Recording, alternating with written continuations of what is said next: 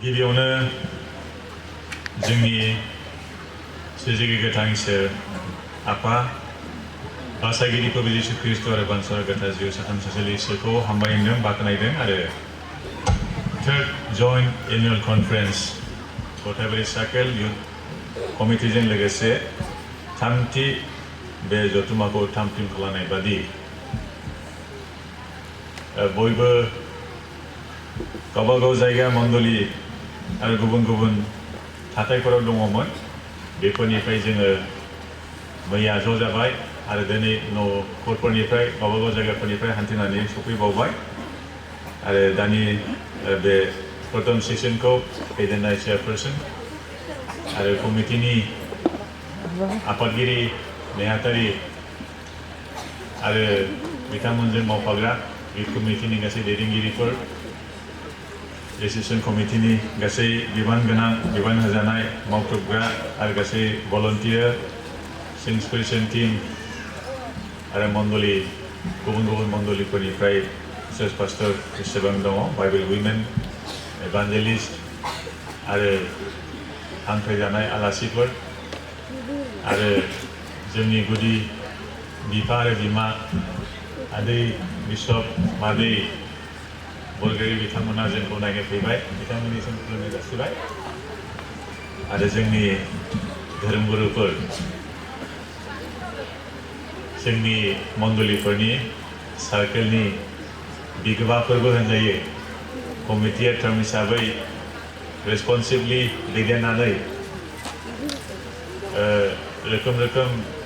जेंनाफोराव गोग्लैयोब्ला हेफाजाब होनांगौब्ला जिउआरि बिथिङाव लुखांनाय हमथानानै लाखिनाय आरो गासैबो बिथिङाव दैदेननाया धोरोमगुरु रेभारेन्ड बिथांमोननि सायाव थायो बिथांमोनखौबो बे समाव मान होबाय गोजोननाय खुलुमनायखौ जासिबाय आरो गुबुन गुबुन बेबायदि लोगो लाफानो फैनाय न'फोरनिफ्राय खोनासंनाय आङो बयनिसिमबो बे समाव गोसो गोरबोनि गोजोननाय रंजानाय न'खरनिफ्राय आरो जोंनि बर' सार्कोलनि मण्डलीफोरनिफ्राय जानानै नोंथांमोननो बे समाव खुलुमनाय गोजोननाय गाहाम अनसायनायखौ बे गोदान बोसोरनि थाखायबो नोंथांमोननो जासिनाय जाबाय बयजोंबो लोगोसे गोजोन्थों सानखौ एसे बानायबावनो हागोन दा माने बेहा जेसेबां लड दङ बेखौ बाहायबावनो हागोन आरो बेनिखायनो एसे नायनानै होदो जोंनो होजानाय आयदाया रिनिउ योर फेथ आरो जोंनि नैथि बुंथिगिरि आलासि आब' रेनालि बिथां पार्किजुलि सार्कोलनिफ्राय सिगांनि बिडिडब्लिउसिनि आफादगिरि प्रेसिडेन्ट हिसाबै मावबोनाय आब'आ गोबां खस्थ' लानानै फैदों आथिंनि गावनि प्रब्लेमखौ लानानैब्लाबो बिथाङा थाथ'वाखै दा बिथाङाबो जोंजों लोगोसे दङ बिथांनो होनाय आयदाया बेवहाय दङ मोनफ्रोमबो खामानियाव फोरबोखौ गोसोखांनायनि बिसय दा मोननैबो टीमजोंहाय सोमोन्दो लाखिनानै बे मोननै आयदानि सायाव सोनारनानै जोङो खोनासंगोन आरो जोङो जेरैबायदि फैदों बेबायदि थांफिना आर'ज खालामनो मानसिया जेब्ला फैयो जोंनि आर'ज दैदेनगिरि जोंनि मादै बरगयारि बिथांनि दैदेननायाव जोंबो सोलोंबोदों आरो जोंबो गावबो डेभेलप खालामनानै लाबाय आं लानो आर'जआव हाबजेनब्ला मावजि बादि फैनो हागौ नों फिसा जानानै ना नाथाय आर'जनि उनाव नों जेब्ला ओंखारलांफिनगोन दान्दिसेनि जानो हागौ सानसेनि उपबास जानो हागौ सानथामनिबो जानो हागौ मोसाबादि महरै आत्मिक बेबायदि जिबनावहाय ओंखारलांनाय जायो जोंबो जेरैबायदि फैदों मैया आरो दिनै जोङो थांफिननाय समाव फैनायाव जेरै दंमोन बेबायदि थांनाय नङा नाथाय जोङो आत्मायाव लुखांजानानै देरहासारनाय जिबनखौ लानानै मावफुंग्रा बिमा बिफा दैदेनगिरिफोर लाइमोन आरो जों फरायसा गथ'फोर जानानै थांफिनगोन बे गेदेर आसा आरो हामलायथिनायखौ बयनिबो सिगाङाव दोनबाय। जोङो बे समाव आरज खालामनि। सोरगोआव थानाय जोंनि अनसायग्रा सोरजिगिरि गोथां आफा, हामबाय होनो बे समाव 2025 मायथाइनि जानुवारि दाननि दिनै 28 अक्ट' second day of this annual conference. आफा जों नोंनि बिसाफोर जानानै नोंनि गोथार आखाइनि सोरजिजानाय सुबुंफोर जानानै बे थामथिम खालामजानाय गोथार पेन्डेलाव ज' जाबाय आफा। जोङो लोगोसे गथायदों प्रभु, जोंनि सिगाङाव आरजजों प्रभु खावलायनानै नोंनियाव गथाय जानाय बादि आलेक्सा आरो सरजनी नार्जारी बिथांमोननि देहायाव प्रभु नोंनि हिलिं टाचखौ आफा जों बे समाव फोसावबाय। फोथायनाय बरसायाव दिनै लुखां जायो नोंनि सोमोनांथाव मावनायखौ मोननानै आफा गोग्गो देहाखौ मोनफिननाय बादि। बिदांस्रि बसुमतारी गथायदों आफा बिथांनि देहायाव जेसेबां ट्राबल दं नोंनि बाथ्राजों बोखाजानाय बादि आरो प्रभु गोग्गो देहाजों नोंखौ गौरव खालामनो हानाय बादि आफा। देहायाव जायफोरहा बेबायदि ट्राबलफोर दङ, जिउआव जायफोर लोरबां जानानै दङ आरो फोथायनायाव प्रभु दिखांजानो गोनां दङ आफा, आरो गावबा गावनि जिबनाव नोंनिफ्राय हास्थायनाय गासैबो प्रभु नोंनिफ्राय सुफुंजानाय बादि नोंनि बोर, नोंनि दैदेननाय अनुग्रहखौ प्रभु जों बे समाव हास्थायदों आफा। नोंनि जिउजों जों दैदेनजानाय बादि आरो होखानाय आयदाखौ प्रभु जोङो बे प्रथम सेसननि थाखाय नायगोन आरो ध्यान खालामगोन, सोलोंगोन आफा। नोंनि जिउआ जेन जोंनि जिबनाव आफा नोंनि फोरोंनायखौ जोङो लाभ खालामनो हानाय बायदि आरो खोनासंनो हानाय खोमाफोर, बुजिनो हानाय गोसोफोर आरो प्रभु गोसोआव लानानै बेखौ एप्लाइ खालामनो हानायनि नोंनि बोलो जों बयनोबो दान खालाम। दाय आरो पापफोरनिफ्राय प्रभु जोंखौ नोंनि निमाहा खालामनानै नोंनिनो प्रभु गोथार बाथ्राखौ खोनासंनानै आरो बेफोरखौनो जों प्रभु जिबनाव बाहायनानै नोंनि इच्छा जानायफोरखौ मावफुंलांनो हानाय बायदि बे गेदेर फोथायनाय बरसाखौ नोंनाव दोननानै बासायग्रा जिसु ख्रिस्ट'नि मुङाव बिबाय। आमीन। फोथायनायनि बागै जोङो बयबो एसेबाबो मिथिगौ ना? फोथायनाया जों साफ्रोमनिबो जिबनाव गुबुन गुबुन महरनि दङ। Different types of faith you and I may have. প্ৰতিজনৰ জীৱনত বিশ্বাসৰ বিষয়ে জনোৱা বা জানিব পৰা আমাৰ জ্ঞান আছে। फोथायनाया बेबादि जोङो नायोब्ला बे मोनसे एबस्ट्राक्ट नुनो मोनै मोनसे कनसेप्ट बेखौ जों नुनो मोना। नाथाय बे फोथायनायखौ जों बयनोबो नांगौ। बे फोथायनायनि मावनायखौ जों बयबो मिथिगौ। दा बे फोथायनायानो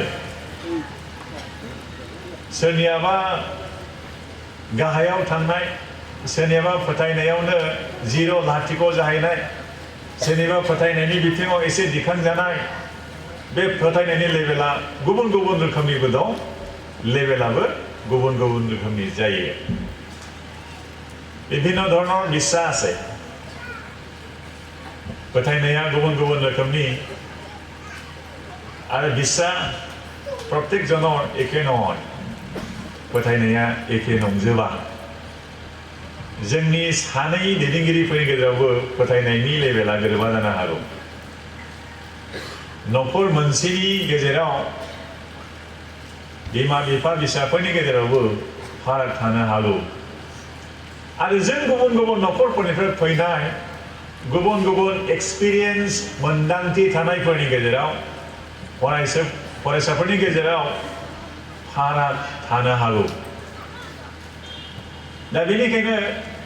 बाइबेलाव लिरनाय दङ, मोननैसो जोङो बे समाव टेक्सटखौ फरायनि। रमारिफोरनो पौला मोनसे समाव लिरहरदोंमोन,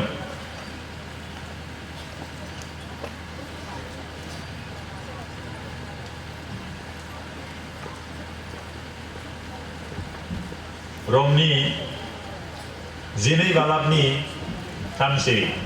ৰমিঅ' সকললৈ পঢ়ি লিখিছিলে এটা সময়ত 12:3 পদত এনেকুৱা লিখা আছে Romans chapter 12 verse 3 बेबायदि लिरनाय दङ मानोना आंनो होजानाय दयाजों आङो नोंसोरनि साफ्रोमखौबो होनो बियो गावनि लागै साननो गोनांनिख्रुइ बांसिन साननो नांलिया इसोरा साफ्रोमनोबो जेसेबां फोथायनायखौ होबाय बेबायदिनो गुरैयै साननो गोरोङै सानथों फोथायनायखौ जायनो जेरैबायदि नांगौ बेबायदि फोरबोआ होबाय बे बाथ्राखौ बुंदों बे फोथायनायजों गुबुन गुबुन हाबाफ्रा मावफुंजायो आरो बे फोथायनाया माबोरै जोंनो होजायो दानिया नायबावदो रमनिनो 10 बालाब रमिअ 10:17 पदत लिखा আছে Romans 10:17 verse 17 बेनिखायनो फोथायनाया खोनानायनिफ्राय नाथाय खोनानाया ख्रिस्टनि बाथ्राजों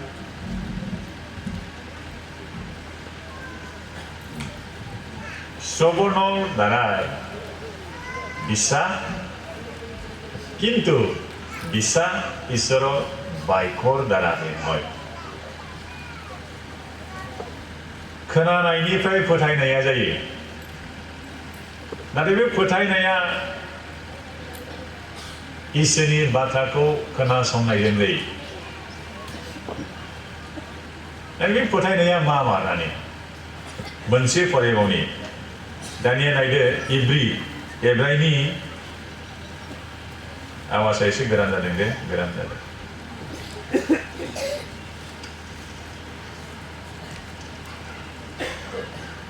एब्रायनि 10 बालाबनि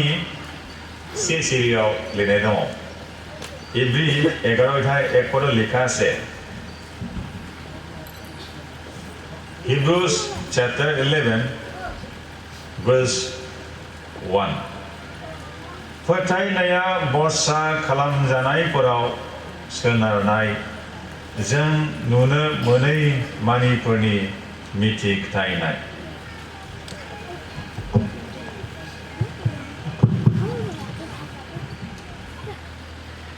फोथायनाया मोनसे साबस्टेन्स नोले फोथायनाया मोनसे साबस्टेन्स of things hoped for substance of things hoped for बरसा खालामजानायफोरनि मोनसे बेयो substance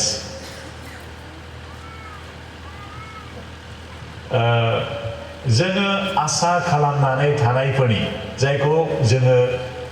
मोखाङाव नुवाखै बेनि मोनसे साबस्टेन्स आरो लोगोसे एभिडेन्स अफ थिंग्स नट सिन येट দেখা নোপোৱা বস্তু বিষয়ৰ এটা প্ৰমাণপত্ৰ जायखौ नुवाखै बे नुयैफोरनिनो मोनसे फोरमान बे मोनसे फोरमान बेखौथ' प्रग्राम होननानैसो मिथियो बयबो ना এটা प्रग्राम मात्र प्रग्राम এটা सिट बेखौ हमनानै ला सासे मानसिया रिसेन्टलि हा दखरसे बायनो हा दखरसे बायनाय समाव बे हाखौ रायलायनानै जेब्ला एग्री जायो एसेबां रेटआव फाननाय जागोन एसेबांल' होदो होननानै इमानखिनि मूल्य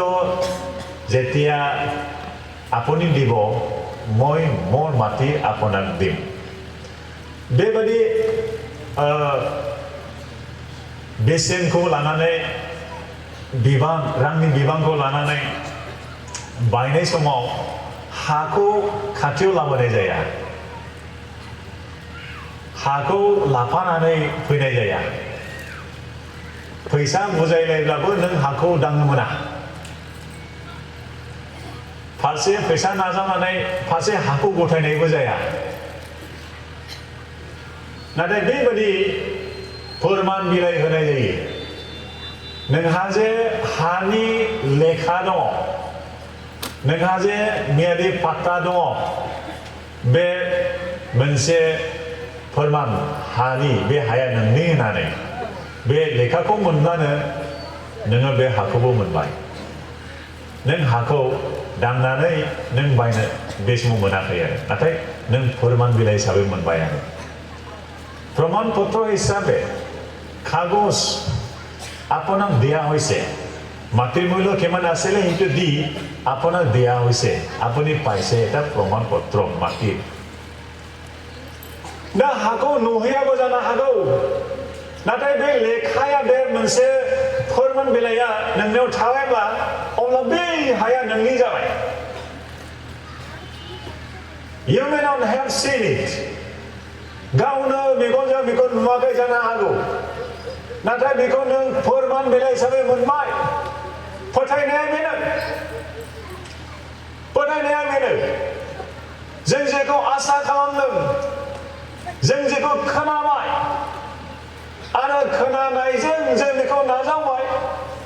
माबा मोनसे जाबाय something happened কিবা এটা হৈছে আপুনি শুনিবলৈ পাইছে শুনি পোৱাৰ পিছত আপুনি বিশ্বাস কৰিব ধৰিলে হে সমৰে পৰা কিবা এটা হৈছে আপোনাৰ জীৱনত माबा मोनसे जाबाय दा बे फोथायनायनि बागैनो जोङो एसे मोजाङै साननानै नायो दै बे फोथायनायखौ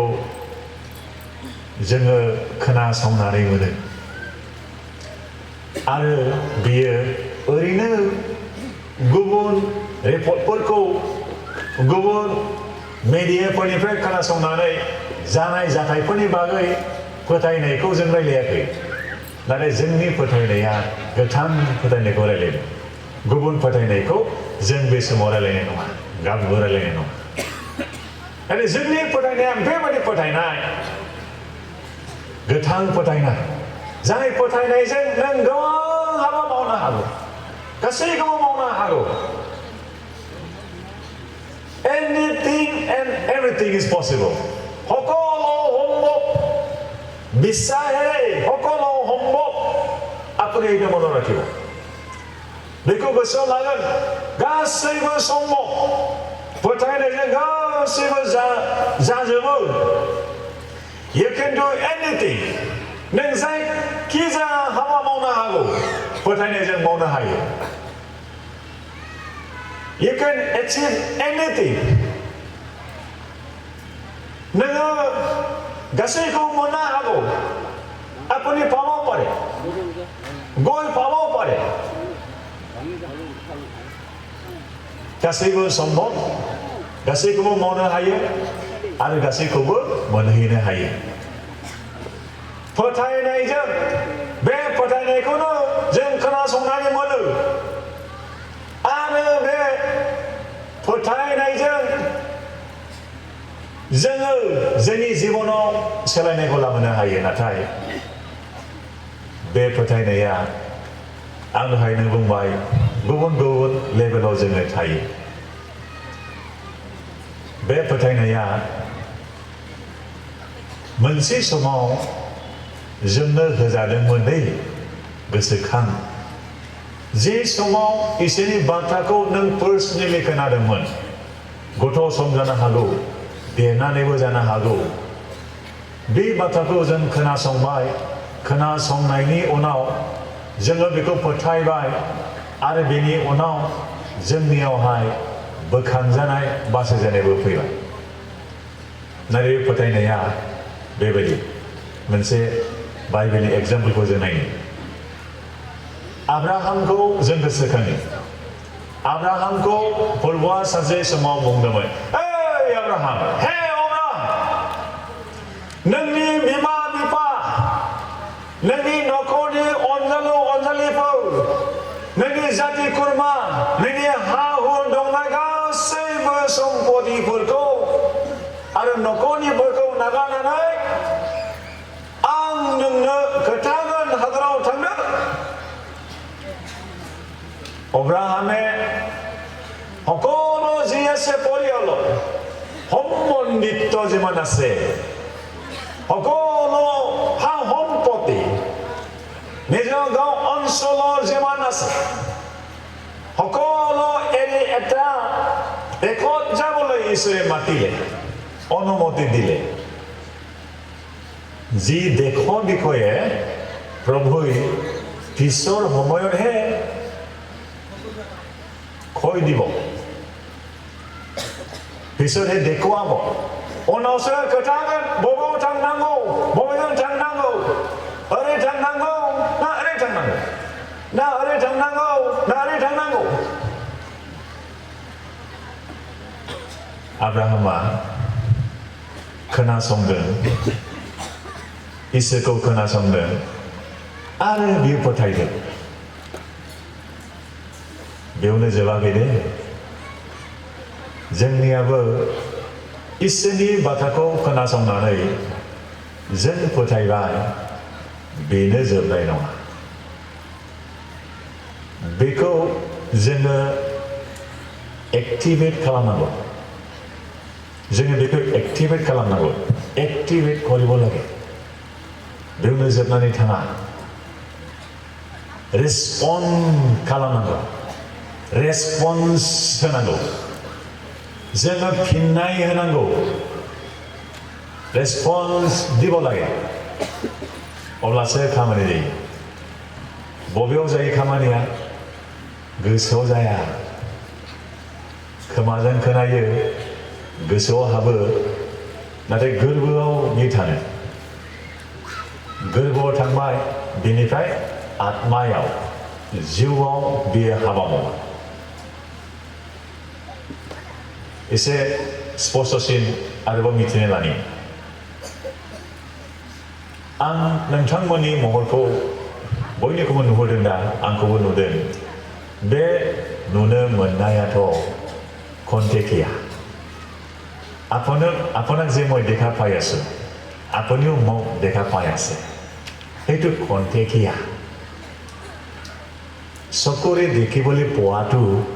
খন্তেকীয়া অস্থায়ী मेगनजों नुनाया बेयो दान्दिसेनि थाखायल' मैया थांखानाय दिन बादिल' मोनगोन जायहा 30 years जाबाय 50 years जाबाय 60 years जाबाय सानना नायहरफिनदो बेसे गोबाव बोसोर बारलांखो मैया सानसे बारलांनाय बादिल' मोनो दा माब्ला थांखो 30 বছৰ 50 বছৰ 60 বছৰ কেতিয়া সেইটো ইতিহাসত পৰিণত হৈছে যোৱাকালিৰ নিচিনাহে আমি সেইটো অনুভৱ কৰোঁ এতিয়া मैयानि सान बादिल' बारलांनाय बादि जों मोनो दा बेबादिनो बारलांजोबगोन जोंनि गासैबो बे थांनानै थानाय देहायारि बिथिङाव जामलांनाया फैगोन नाथाय आत्मायाव बे जोबलांनाय गैया जोंनो इसोरा मानसि साफ्रोमनोबो ख्रिस्टानफोरल' नङा हिन्दु धोरोमनिल' नङा गासै धोरोमाथ' गाव मिथिनो रोंनायनिफ्रायसो लानाय नाथाय इसोरा जोंनो जोनोमावनो होखाबाय बे जिउखौ इसोरा बे आत्माखौ जोंनो बयनोबो होखाबाय जोनोमावनो जायखिजाया धोरोम लाया मानो जायखिजाया धोरोमाव थाया मानो फोथायनाय जाया मानो साफ्रोमबो मानसिनो इसोरा आत्मा होबाय जिउ होबाय आरो मानसिनोल' होनो बेखौ नैबे आत्माया इसोरजों होजानायखाय बियो थैया बिसोर सिरियासलि साननो गोनां बाथ्रा सिरियासलि भाबिब লগা বিষয় এটিয়ে হয় যে আত্মা প্রত্যেকজনক দিয়া হৈছে গর্ভত মাকৰ গর্ভত থাকোঁতে আমাক দিয়া হৈছে जों बिमानि गोरबोआव थानाय समावनो बेखौ होखादोंमोन आरो बे आत्माया थैनो रोङा मानो थैनो रोङा इसोरे निजर आकृति निजर निसिना आपनाक सृष्टि करे इसोरा नोंखौ आरो आंखौ गाव बादि दादों इसोरालाय माथो थैनो रोङा बियो इटारनेल बियो गावनि थैनो रोङै बे गोथांखौनो जोंनो होबाय मानसिनो होबाय बे आत्माया दिनै जोबनानै थांनाय नङा गोबाङा सानो जोङो जेब्ला थैयो फिउनेरेल जायो देहाया थैब्ला जों बेखौ बिदाय होब्लानो जोब्बाय नाथाय eternity just begins on the day you and I die when a person dies যেতিয়া মানুহে মৰে সেই মৰা সময়তহে অনন্ত কলীয়া যে জীৱন আছে এইটো আৰম্ভ হয় मानसिया देहायारि बिथिङाव थैब्लासो बिनि अनন্ত कलिया जीवना जाजेनो बिनि जीवन जात्रा जाजेनो आरो बे थैनाय नङा माब्लाबाबो जायगायावल' गुबुन गुबुन दङ जायगाया गुबुन गुबुन मोननाय दङ गोजौ गाहाय ना नोङो आत्माया थैया नैबे आत्मायावनो फोथायनाय खामानि मावो बे मेलेमसिमल' बे गोसोसिमल' फोथायनाया बे जोबनानै थाङो बे थानाय नङा नाथाय जोङो बेखौ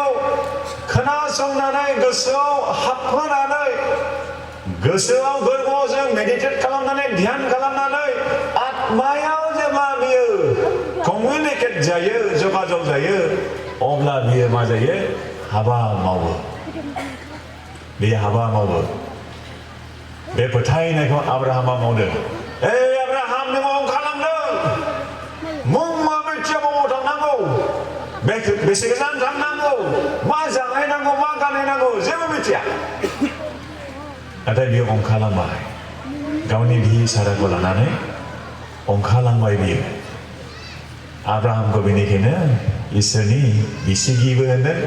फोथायनायनिबो हिर' होननानै बुंदों बेखौ दा जोंनि फोथायनाया दिनै गुबुन गुबुन जोंनि नुनो मोननायफोरनि मुवा बेसाद आरो जोंनि मावनायफोरावहाय बियो बोस्लाय जानानै दोनजानायखाय जोंनि फोथायनाया दिनै लाथिख' जालांनो नागिरो आरो जानानैबो थाङो जों इसोरखौ बावो आरो बेबायदिफोरनिफ्रायनो जोंखौ दिनै गिदिंनो थोननाय इसोरनि बाथ्रा दङ नायबावदो दे आंनानै खावलायनोसै माइगंफोरना होदो दे रमनि 6 बालाकनि 4निफ्राय 8 सिरिसिम जों खोनासङो रमिअ 6 অধ্যায় 4ৰ পৰা 8 পদলৈ তাত লিখা আছে Romans 6 verses 4 to 8 बेबायदि लिरनाय दं खोनासंनो जोङो बाप्तिस्मा होजानानै बिनि थैनायाव लोगो लाफानानै बिजों फबजाबाय अब्ला जेरै ख्रिस्ट'आ बिफानि गेदेर महिमानि जरजों थैनायनिफ्राय थांखांफिनबाय बेबादिनो जोंबो गोदान गोथांनि जिउखौ मोनगोन थैनायाव जेरै जोङो बिजों खौसे जाबाय बेबादिनो जोङो ख्रिस्ट'नि समान थांखांफिननानै बिजों खौसे जागोन मानोना जोङो मिथिगौ जोङो आगोलनि साननाय हनायाव जेब्ला थादोंमोन जोङो ख्रिस्ट'जों बिनि क्रुसाव फोथैजादों बेबादिनो इसोरा जोंनि पाप मावनो लुबैनायखौ नस्थ' खालामनो हागोन आरो जोङो पापनि गलामफोर जाबावनाय नङा मानोना जेब्ला सासे मानसिया थैयो बियो पापनि बोलोनिफ्राय गगोन आरो जोङो ख्रिस्ट'जों थैफाबायब्ला जोंहा फोथायनाय दं जोङो बिजों लोगोसे गोथाङै थांफानोबो मानोना जोङो मिथिगौ ख्रिस्ट'आ थैनायनिफ्राय थांखांफिननायखाय बियो थैबावनाय नंलिया थैनाया बिनि सायाव बोलो बाहायनो हाबावनाय नङा आरो बियो थैनायखाय पापआ दा बिनि सायाव बोलो हालिया आरो दा बियो इसोरजों खौसेयाव गोथाङै दं बेबादिनो नोंसोरो गाव गावखौ पापनि नङै गोथै बादि साननो नांगौ आन्थाय इसोरनियाव खौसे जानानै नोंसोरो जिसु ख्रिस्ट'जों गोथाङै दं Sin loving life we had before. पापखौ हामजानाय जिबन पाप मावनो गोसो जानाय जिबन जोंहा दंमोन आरो बेखौनो बुंदों गोजाम जिबन गोजाम आखल गोनां जिबन पापखौ हामजानाय मानसिनि बे हिउमेन टेन्डेन्सिया पापखौ मावनो हामजायो लुबैनाय दङ बेदरनि मोदोमनि लुबैनायफोर दङ बांसिन मोननो लुबैनायफोर दङ गुबुननि बेरेखा साननायफोर दङ गोबां रोखोमनि जोंहा थायो गाज्रिखौ मोजां माब्लाबा बुंनांनाय एबा गनायना लानायबो जायो बेफोरो गासैबो फोरबो जिसुखौ नाजावनाय समाव जों गारजोब्बाय जों नागारजोब्बाय नाथाय अब्लाबो जोङो बे गोजाम जिबनखौनो गोसोखांफिननानै बे जिबनखौनो लाफिनोब्ला एबा लाफिननायाव जोंनि फोथायनाया जोबनानै थाङो পুৰণি জীৱন যে আমাৰ আছিলে লেখা আছে যিজনে খ্ৰীষ্টত থাকে তেওঁ নতুন হয় পুৰণিবোৰ লুপ্ত হয় নাইকিয়া হয় আৰু চোৱা তেওঁ তাই নতুন হয় जायहा ख्रिस्टनियाव दं बे गोदान दाजानाय गोदान सृष्टि जानाय गोदानै सारि जानाय गोजाम माने थांबाय आरो बे गोदान जाबाय if anyone is in Christ খ্ৰীষ্টত থকাজন জীৱন নতুন হয় जायहा ख्रिस्टनियाव दङ बे गोदान दाजानाय बै गोजाम जिबना गैला बे गोजाम जिबना गैला पापखौ हामजानाय मालायनि बेरेखा साननाय गाज्रिखौ मावनायफ्रा बे जोबनानै थांबाय आरो बे जिबन जोंहा दिनै थानांगौ नाथाय जिबना बेबायदि जिबन सफैयो माब्लाबा लाइफ अफ फेलियर माब्लाबा गोग्लैनायल' फेल जानायल' फेलें जानायल' সদায় ফেইল হোৱা পাবলৈ চেষ্টা কৰি আছিলে কিন্তু পোৱা নাই চেষ্টা কৰি আছিলে কিন্তু গৈ পোৱা নাই জীৱনত যিটো আশা কৰিছিলে সেইটো পোৱা নাই बेबायदि नार्भास जानाय हताश जानाय जिबनसो गोबांनि जिबनाव सफैयो दा जोंनि फोथायनाया बबाव थांखो बे फोथायनायखौ जों दिनै मोनफिननो आरो बेखौ जोङो फोदानफिननो फोसाबफिननो लुखांफिननो आरो जोङो बेखौ गोदान खालामफिननो नांगौ आरो बे इसोरनि बाथ्रा खोनासंनायजों आरो बे इसोरनि बाथ्राखौ खोनासंनानै जोंनि आत्मायाव बे एक्टिभेट जाफिनोब्ला जोंनि फोथायनाया बेबायदि जागोन प्रभु जिसुआ बुंदों नोंसोरनि फोथायनाया एसेबां गिदिर जाब्ला अब्ला नोंसोर बे हाजोखौ बुंनो हागोन ओइ हाजो बेनिफ्राय दावथ्रोदनानै बै सायाव गोग्लैहैब्लाबो जागोन बेसेबां गिदिर फोथायनाय मोनो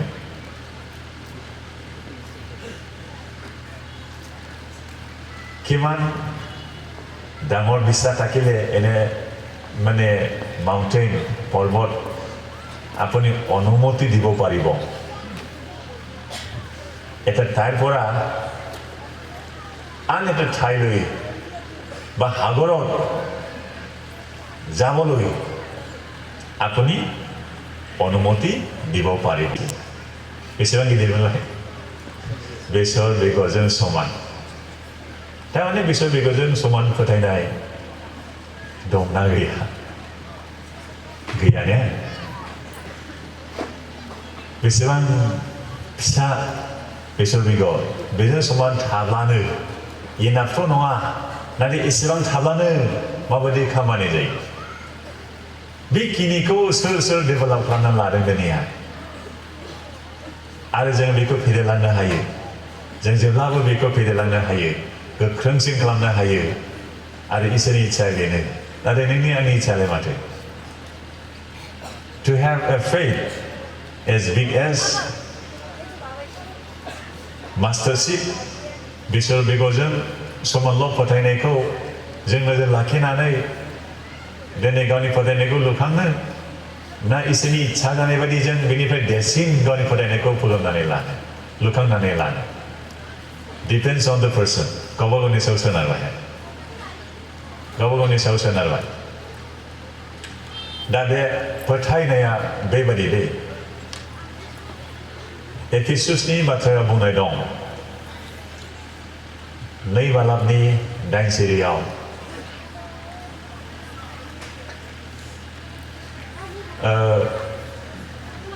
रावबो मानसिया गावनि मोजां मावनायफोरजों बोखांजायाखै कुनु বিশ্বাসীয়ে কোনো চাৰ্চৰ মণ্ডলী সদস্য নিজৰ সৎ কৰ্মৰ দ্বাৰাই পৰিত্ৰাণ লাভ কৰা নাই गावनि मोजां हाबा मावनायजों रावबो मण्डलीनि फोथायग्राया परित्राणखौ बोखांजानायखौ लाभ खालामाखै नाथाय बिनि ग्रेसजोंसो होनदों केवल তেওঁৰ অনুগ্ৰহৰ দ্বাৰাইহে আমি পৰিত্ৰাণ লাভ কৰিব পাৰোঁ इसोरा थामथिम खालामबाय गासैखौबो मावफुंबाय आरो मावफुंनानै गावनि बिसा जिसुखौ होबाय माने गासैखौबो होबाय आरो बेजों जों नों आरो आं सुख जायो सानसेखालि सासे राजानि मानसिया मोनसे हाखराव गोग्लैलांदों आरो बे गोग्लैलांनाय समाव सान्थ्रिफोरजों लोगोसे रायजोआनो बेस्थ जादों नाजादों सासे मानसिखौ बोखांनो थाखाय सासे मानसिखौ बोखांनो थाखाय गासै हादरनि मानसिफ्रानो बेस्थ जादों इसोराबो दिनै सासे मानसिल'मोनब्लाबो जोंनि थाखाय बे गावनि बिसाखौ होबाय आरो बिसाखौ होनायजों लोगोसे गासैबो बेजों लोगोसे फैफाजोबबाय सोरगोखौबो दिनै जोंनो बियो थामथिम खालामबाय थांना थानायावबो जोङो थाफानो फैबाय हेफाजाब खालामनो फैबाय आरो नांगौबादि बियो जोंनो होगोन होननानैबो गावनि बाथ्रायाव बान खानानै लाबाय बे गासैखौबो इसोरा मावफुंबाय दानिया इसोरनि मावनांगौआ जोबखाबायानो नाथाय बेखौ जों दिनै फोथायनायजों माबोरै रेसपन्स होयो बेनि सायाव सोनारगोन इसोरा मानसिनि सुबुंनि थाखाय सुख'नायनि खामानिखौ मावफुंजोब्बाय हमना ला सासे मानसिया सरकारनिफ्राय सरकारनि थरनिफ्राय फैदों आरो रिलिफ होयोना गथायबारि साइकेलनिफ्रायबो जोंनि साराथ' गोबां रिलिफनि खामानि मावबाय बै सारमोनाबो आदैमोना गोबां रिलिफनि खामानि मावबाय रिलिफनि खामानि मावनाय समाव माब्लाबा ब्लांकेटफोरबो होयो माब्लाबा पेकेटबो होयो पेकेटखौ राननानै होयो आरो पेकेट सासे मानसि दं न'खर हिसाबैबो होनो हागौ एसेल'ब्ला व्यक्ति हिसाबैबो होनो हागौ होनाय समाव बे पेकेटखौ मोननो थाखाय नाजावनांगोन ना नाजावाब्ला ओरैल' थाब्लाथ' मोननाय नङा बे नाजावनायानो जाबाय फोथायनाय बे नाजावनायानो जाबाय फोथायनाय फोथायनायजों फोरबोनि जोंनो लागै थामथिम खालामनायखौ जोंनो गथायनायखौ जों नाजावनानै लाबाय फोथायनाया बेनो दा बे फोथायनाया जोंनियाव एक्टिभेट जागोन जोंनि आत्मायाव नाथाय जोङो गोजाम जिबनखौनो लाफिनबाय थायोब्ला अब्ला बे फोथायनायनि एक्टिभेट खालामनायाव प्रब्लेम जागोन मोनसे बिषयखौ खोनासंनि दे फरायदे मोनसे जेसायानि 5 बालाबनि 20 सिरियाव बेबायदि लिरनाय दं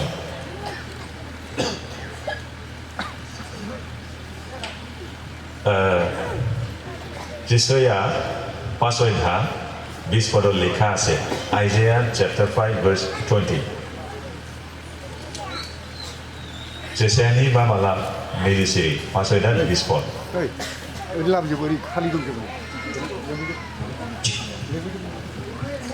नैजि आयौ बिसोरहा जाया गाज्रिखौ गाहाम गाहामखौ गाज्रि बुङो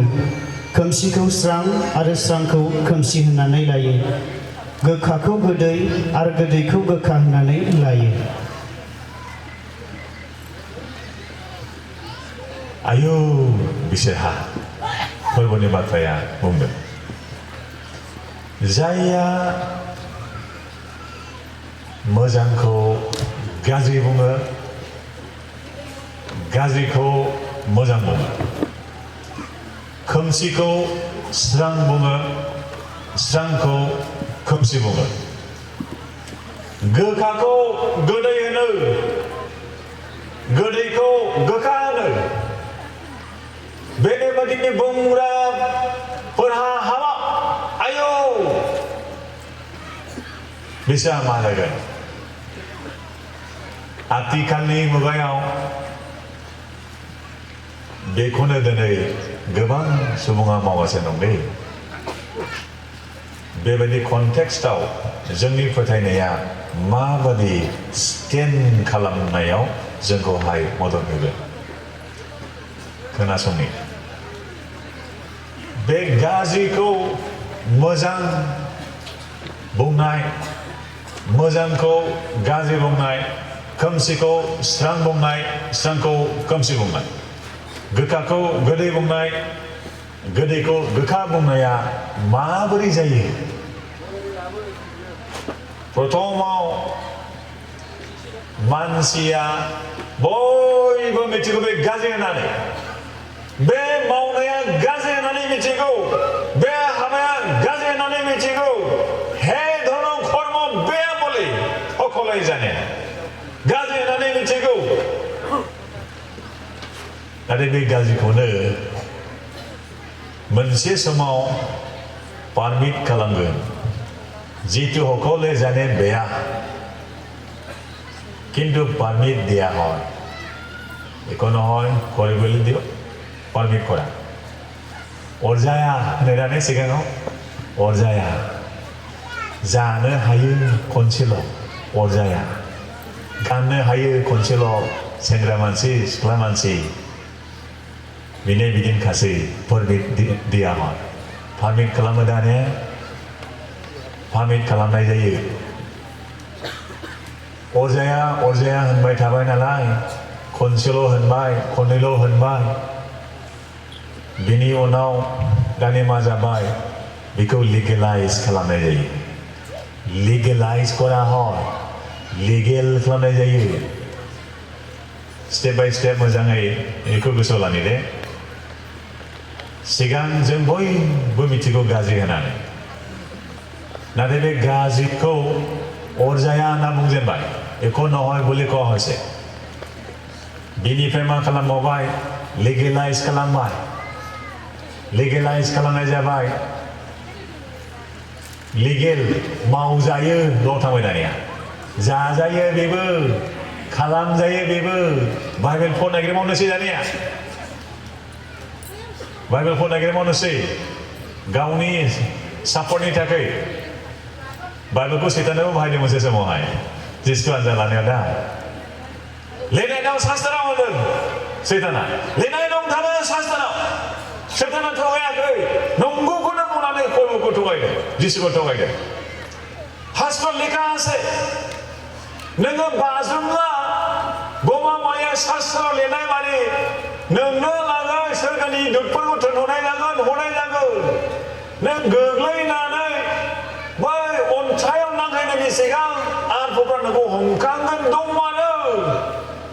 माला 91 91 নম্বর আছে না 10 11 আর 12 পদ লেখা আছে শাস্ত্রনি বাতাखौ जों मावनो सैताना नाथाय गावनि लाबनि थाखाय मोजाङा माबोरै जायो लिगेलाइज खालामनायजों जायो गाज्रिखौ मोजां खालामनोब्ला दानि बाइबेल पदनिबो हेफाजाब लानोसै दानि गावनि सेल्फिश मटिभखौ लानानै लिगेलाइज खालामनाय जायो लिगेल करिल' হয় मावजायो जाजायो गानजायो बेसिम थांबाय दानिया आरो उनाव मा जाबावबाय प्रमोट खालामबावनोसै बेखौ दिखांबावनोसै बेखौ दिखांनानै होबावनोसै दिखांनानै होबाय गाज्रिखौनो दानि बिनिफ्राय मा खालामबावबाय सेलेब्रेट खालामबावनोसै रंजामा हिसाबै दानिया फालिबावनोसै आरो बिनि उनाव जायया बै सिगाङाव गाज्रि दानि मिथिदोंमोन बेखौ सोरबा गाज्रि बुंबावब्ला सोरबाया बेखौ गाज्रि होननानै बुंबावोब्ला बेखौ होसोनाय जासिगोन फार्स्टि करा হ'ব बेखौ होसोनाय जासिगोन धारणा करा হ'ব প্ৰথমত যে বিয়া আছিলে সেই বিয়া বিষয়ে যদি আপুনি আকৌ বিয়া বুলি কয় তেনেহ'লে আপোনাক ধাৰণা কৰা হ'ব दिनै ससाइटियाव बेबायदि जाबोगासिनो दं दिनै समाजाव बेबायदि जाबोगासिनो दङ माखासे जानाय लोंनायफोर दङ माखासे रोखोमनि गाननाय जोमनायफोर दङ आरो माखासे जोंनि हादरफोराव लिगेलाइज खालामगासिनो दङ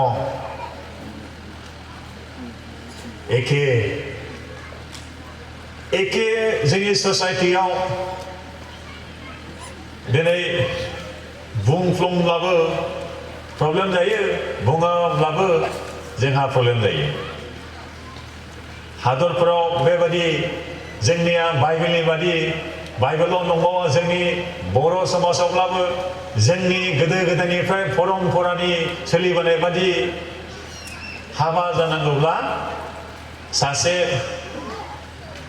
हौवा गुबुन सासे हिन्जाव सानै व्यक्ति मोननै नखरनिफ्राय थामथिम खालामो मोननै समाजनिफ्राय आरो बिसोरो गोथार हाबा गोथार बिया जायो नाथाय दानिया बेबादिबो जासै होननानै बुंनाय जादों लिगेलाइज खालामबाय प्रमोट खालामबाय सेलिब्रेसन जागासिनो दं जायगा जायगा आरो बेखौ दिनै गाज्रि होननानै बुंनो हानाय नंलिया जायहा बुंगोन जारला जागोन होसोनाय जासिगोन बेबादि गोबां गाज्रिखौ मोजां बुंग्रा खोमसिखौ स्रां बुंग्रा स्रांखौ खोमसि बुंग्रा गोखाखौ गोदै बुंग्रा गोदैखौ गोखा बुंग्रा समाजाव ओंखारबोगासिनो दङ बेबादि कन्टेक्सटआव बेबादि टाइम एन्ड स्पेसआव बेबादि समाव जोङो जे बोखांजानायखौ लाब खालामबाय बेबादि फोथायनाया जोंना जथेस्थ' नङाब्ला जों माबोरै गसंथानो माबोरै जोङो स्टेन्ड खालामनो কেনেকৈ আমি থিয় হৈ থাকিম এনে ধৰণৰ পৰিস্থিতি আহি আছে আমাৰ মাজত সেই পৰিস্থিতিত আমি কেনেকৈ বিশ্বাস ষ্টেণ্ড কৰিম থিয় হৈ থাকিম গতিকে ঈশ্বৰে এতিয়ালৈ আমাক এই সময় দিছে নিজৰ বিশ্বাস যেন দৃঢ়ভাৱে আমি সদায় ঈশ্বৰৰ বাক্যৰ দ্বাৰা प्रस्तुत करी आमी लोग पाई बेबादि थामथिम खालामनानै लानो हानायनि सम इसोरा जोंनो दासिमबो होदों आरो जोंनि फोथायनाया दिनै गोग्गोमै लुखांजायाब्ला जोंनि फोथायनायखौ आनजाद लाग्रा गोबां दंलै आरो बे फोथायनाया बेबादि एक्टिभेट खालामनायजों लोगोसे मावबाय थानाय हाबाफारिजों आनजाद लाजानायजोंसो बेयो मा जायो जोंनिया देरलांनो हायो जोंनि फोथायनाया आनजाद लाजानायाव लागारबो सफैगोन मोननै एग्जामपोलखौ हायनायनिनो मोनसेया बयबो बे रोजाबग्रा वर्शिप टीमनि गेजेरावबो फरायसाफोर दं दानिया फरायसाफोर दङ जों बयबो मोनसे समाव फरायसामोन आरो फरायै फरायै जों फरायबोनानै बेबायदि स्टेजाव फैबाय दा एग्जाम जासिगोनलाय गासैबो क्लासनि एग्जाम जासिगोन आरो मेट्रिक एग्जाम जासिगोन 12नि एग्जाम जासिगोन आरो एग्जामखौ रावबो दाजाथोंसै केन्सेल जाथोंसै होननानै आरज खालामसै रावबो लिरनानैबो लाबोनाय नङा जोंनि एनुवेल एग्जामा केन्सेल जाथोंसै दाजाथोंसै होननानै रावबो लिरनानै होनाय नङा नाथाय एग्जाम होनोसो जोङो गोग्गो देहा मोनो आरो मोजाङै फरायनो हायो बिनिसो रिक्वेस्टफोरखौ लाबोयो मानोना एग्जामखौ नांगौ दा आनजादखौ नांगौ दा परीक्षा আমার ছাত্র ছাত্রীবিলাকৰ কাৰণে সেইটো প্ৰয়োজন এক্সাম যদি নাথাকে পৰীক্ষা গিয়াब्ला কেনেকৈ আন এটা উচ্চ শ্ৰেণীৰ এজন ছাত্ৰ বা ছাত্ৰী গৈ পাব सासे मानसिया परीक्षा होआलाबा माबोरै दिखांजानो हागौ जौसिन थाखोआवहाय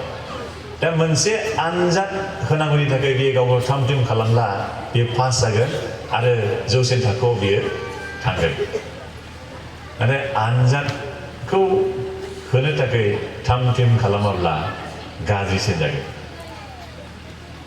बेबायदिनो जोंनि आत्मिक जिबनाव परीक्षा फैयो आनजाद फैयो बे आनजाद फैनाय समाव थाम थिम जायोब्ला आरो जोङो बे थाम थिम जानानै गसंथायोब्ला जों दिखांजागोन बेबायदि दिखांजागोन न'हानि नाव जेब्ला बियो दानै दानै दानखांदोंमोन समबादि इसोरा अखा होनानै बाना जादों आरो दै गैयै समावथ' बेनि जाहाजा हायावसो दंमोन दा जेब्ला दै लोमजेनो दैया जेसेबां गोजौ थांदों बे नावा गोजावनानै दैनि गोजौआव थांदों जेसेबां दैया देरलांदोंमोन गोजौआव थांदोंमोन एसेबां बेनि नावाबो गोजौआव थांदोंमोन गतिके যদি আপোনাৰ জীৱনত পৰীক্ষা আহে আপুনি যদি প্ৰস্তুত হয় আপুনি যদি সদায় লাগি থাকে ঈশ্বৰ বাক্যত আপুনি সদায় জীৱনত উন্নত হ'ব गोजौसिनाव थांगोन जौगालांगोन जोंनि फोथायनाया दिखांजागोन बाना जानाया न'हानि नावखौ जाहाजखौ गोदो होनाय नङा दिखांनायसो जादोंमोन बेनि नावखौ बेनि जाहाजखौहाय जोंबो जुदि दिनै फोथायनायाव थाम थिम जानानै बेनि बाथ्राजों दैया जायोब्ला अब्ला जों दिखांजानायाल' जोंनाव फैगोन दिखांजानायाल' फैगोन जोंनि आनजादफ्रा जोंखौ आद्रि खालामनो नङा गथ'फोरनि आनजाद जानाया गथ'फोरखौ गाहायाव लांनायनि थाखाय नङा नाथाय थाम थिम गैयाब्ला जामारगोन जोंनि फोथायनायाबो बेबायदिनो जागोन जों थाम थिम नङाब्ला गसंथानो जों इच्छा जायाब्ला अब्ला जों गाहायावसो थांगोन गोजौआव दिखांजानाय नङा फोथायनाया जोंनिया आनजाद लाजायो मोनसे पद फरायनि जोबनायाव टाइमाथ' जाबायानो जोंना नै प्रग्रामनि टाइमा जाबाय आफादगिरि बिथांनि टाइम होनाया दंबावो जबनि 23 बालाबनि 10 सिरियाव बेबायदि लिरनाय दं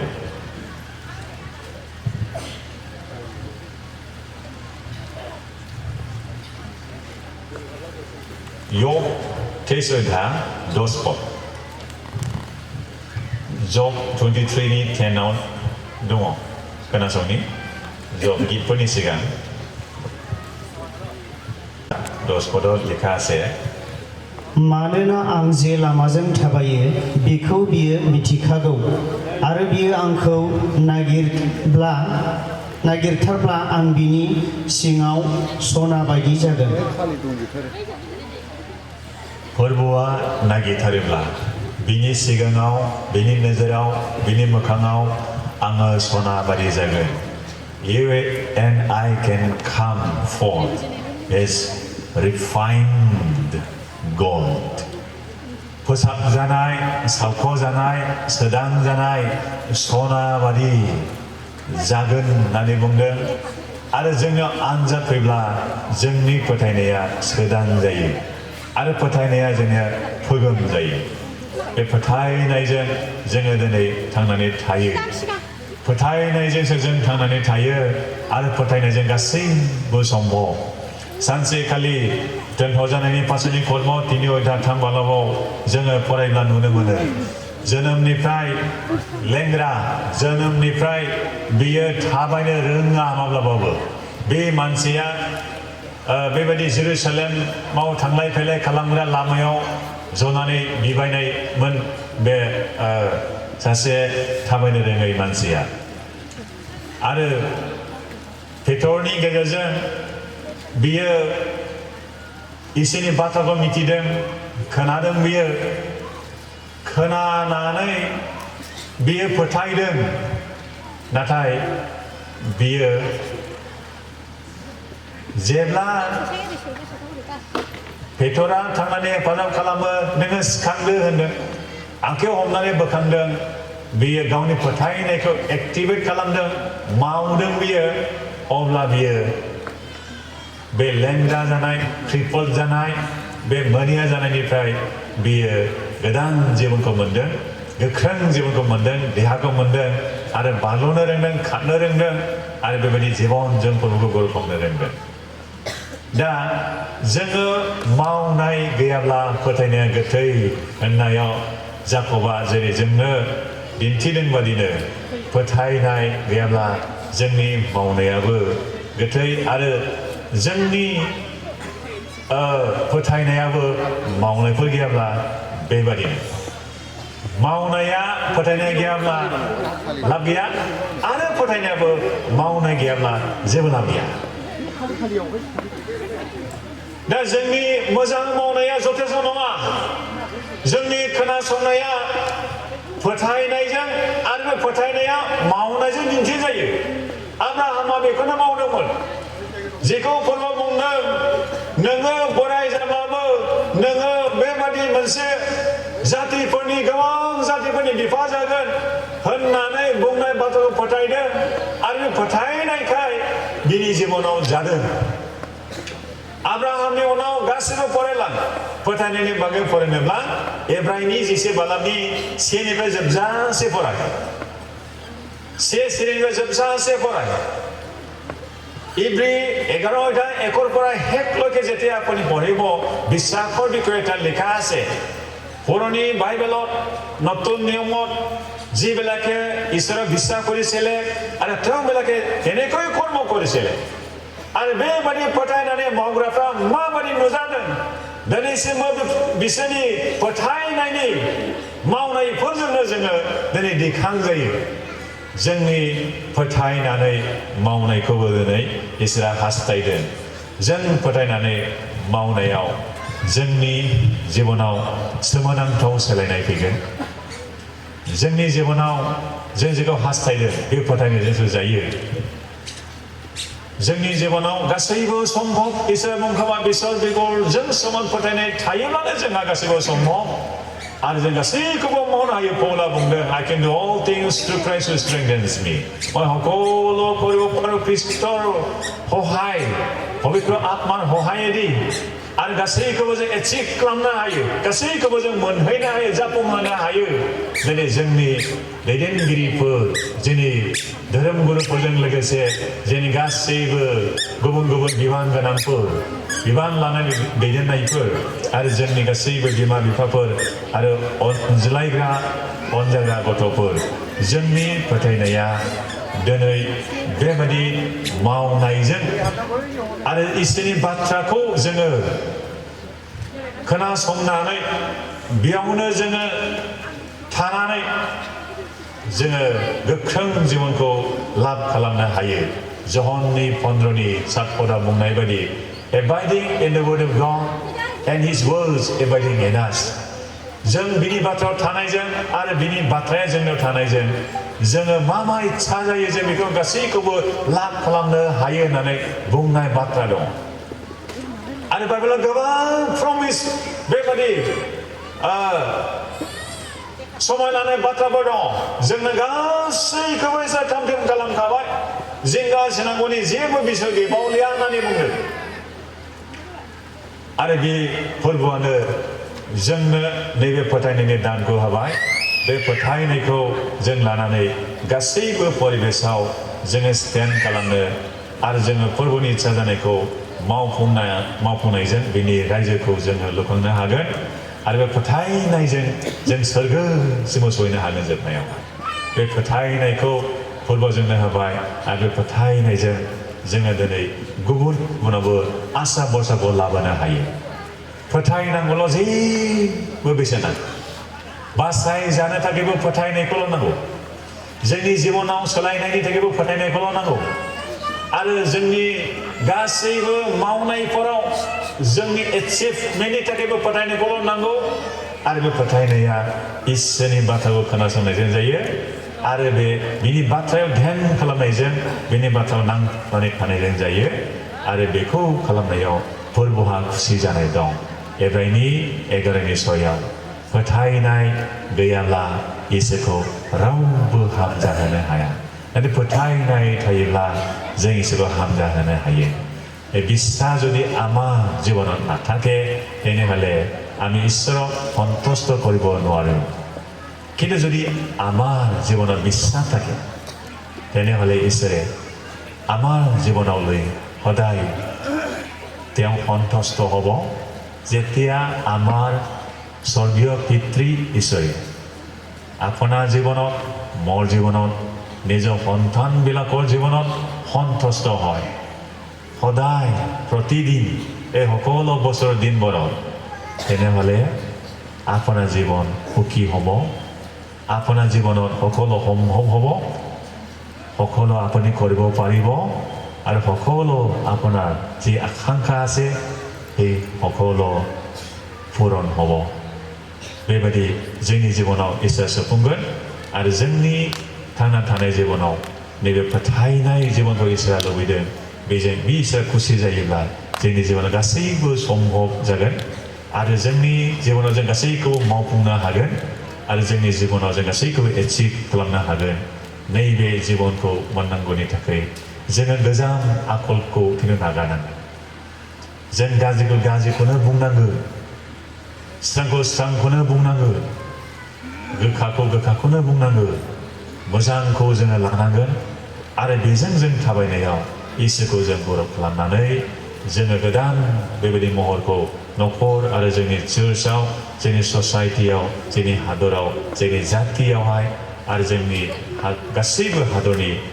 जायगाफोराव लाबोनो हागोन आरो बेजों इसोरनि बोरनि सुफुंजानाय जोंहा हादर जागोन अनलायनायनि बेबायदि परिबेस जाफिनगोन आरो जोङो जिखुनु परिबेस फैया मानो बे खौसेथिखौ लानानै जोङो लागामबो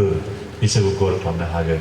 इसोरा गावनि बाथ्राजों लोगोसे जों बयखौबो बोर होथों जिसु ख्रिस्ट'नि मुङै आमेन गुसुङै आरज खालामनि